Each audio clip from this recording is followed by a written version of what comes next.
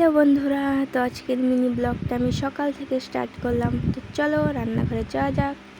তো রান্নাঘরে এসে ফার্স্ট আমি গোলা রুটি আর এদিকে চা বসিয়ে দিয়েছি। তো চা হয়ে গেছে, এখন সবাইকে খেতে দিয়ে তারপর আমিও একটু খেয়ে নিলাম চা আর গোলা রুটি।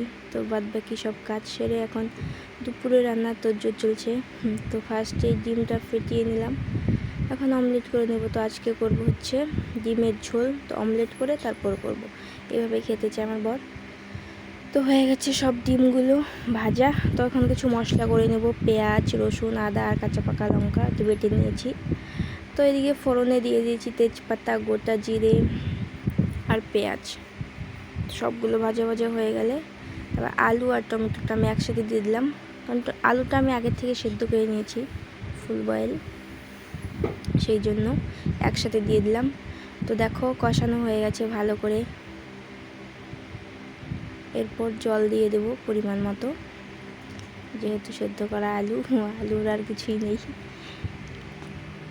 তো জল দিয়ে দিলাম।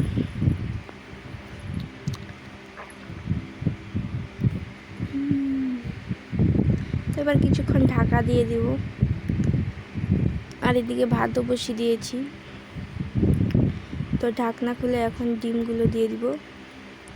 তো দেখো একটা একটা করে দিয়ে দিচ্ছি আস্তে আস্তে, নাহলে ভেঙে যাবে। তো ব্যাস, এখন ধীরে ধীরে নেড়ে নিব, নাহলে ভেঙে যাবে। তো এখন কিছু মশলা দিয়ে দিলাম, হয়ে গেছে। নামানোর আগে একটু মশলা দিয়ে দিলাম। তো দেখো হয়ে গেছে আমার ডিমের ঝোল। তো কেমন হয়েছে বলো, নামানোর পরে দেখাচ্ছি। তো এখন নামিয়ে নিয়েছি, দেখো একটা এখানে তরকারি করে নিয়েছিলাম মাছ দিয়ে।